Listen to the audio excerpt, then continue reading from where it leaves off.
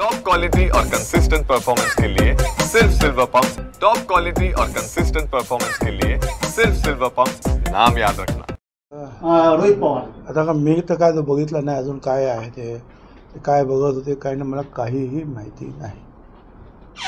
पण sir video viral झालेला आहे रमी खेळताना दिसतंय हे तर पाहू आता मला माहितच नाही तर मी काय सांगू कधी झाला तो व्हायरल आज सकाळी नाही झालं मी आज सकाळी कार्यक्रमातच आहे ना सकाळपासून। पण सर कृषी मंत्री नेहमीच वादग्रस्त वक्तव्य करतात एक त्यांचे जे कधी कधी व्हिडिओ येतात असं नेहमीच त्यांचं वादग्रस्त वागणं कसं वाटतंय तुम्हाला?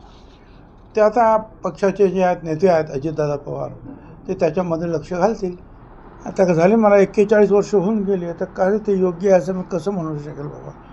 त्या विधानभवनामध्ये मी 85ला मी विधानभवनामध्ये आलो, विरोधी पक्ष नेता झालो, 91ला महसूल मंत्री 91ला झालो, त्याच्यानंतर हाऊसिंग मिनिस्टर झालो, उपमुख्यमंत्री गृहमंत्री झालो।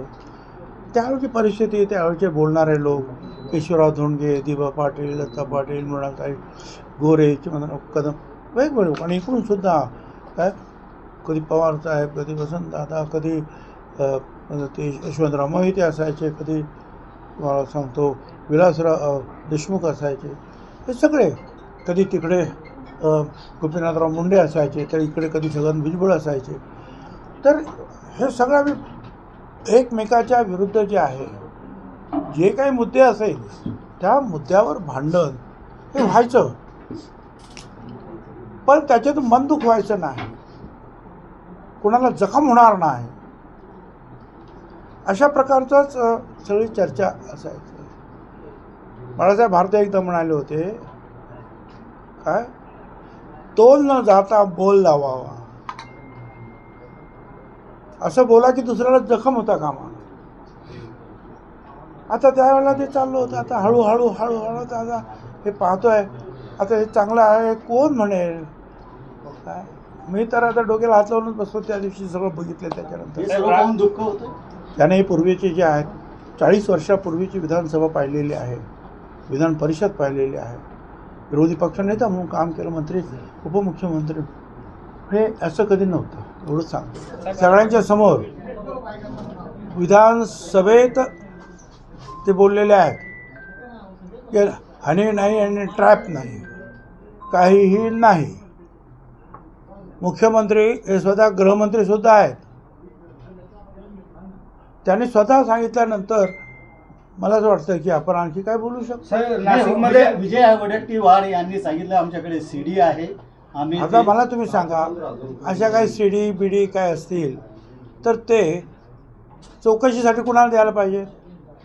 पोलिसांकडे द्यायला पाहिजे, पोलीस चौकशी करतील, होम डिपार्टमेंटला कळवतील की असं आहे। पण तुम्ही स्वतःपुरतं ते सगळं ठेवलं तर मग पोलिसांना तरी कसं काय कळणार आहे काय? या सीडीमुळे शिंदे सरकार आलं असंही त्यांनी आरोप केलेला आहे।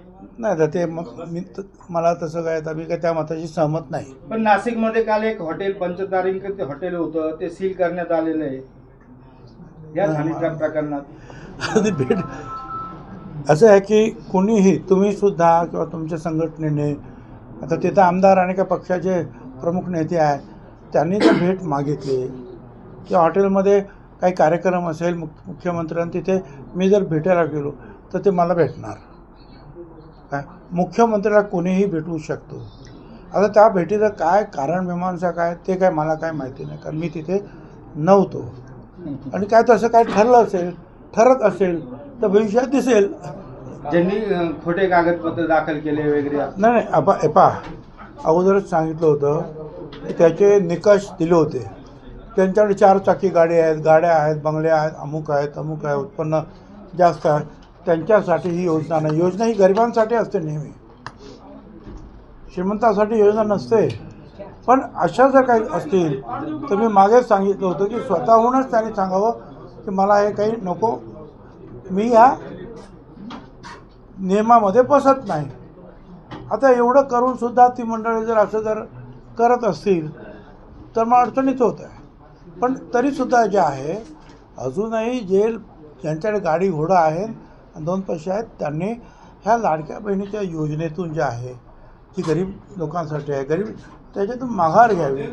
एक आहे की आतापर्यंत दिलं असेल तर त्यांच्यावर आता आणखीन काहीतरी कारवाई वगैरे होऊ नये यासाठी मी जरूर प्रयत्न करेन. नाही, पोर्टल पण बंद करून टाकलं आता. ज्यांच्या अडचणी झालेल्या होत्या, ज्यांना अगोदर कागदपत्र पूर्ण नव्हते, ते पोर्टल पण बंद करून टाकलेले आहे. मला काही कल्पना नाही आहे त्याची, म्हणजे डिटेलमध्ये मला माहिती नाही. पण मी एवढंच सांगणार आहे की लाडक्या बहिणींचे सगळे पैसे मिळणार.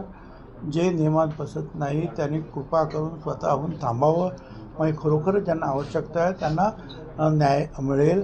आणि आता पोर्टल बंद आहे, चालू आहे, तर मी ते बोलून घेईन मंत्र्यांबरोबर.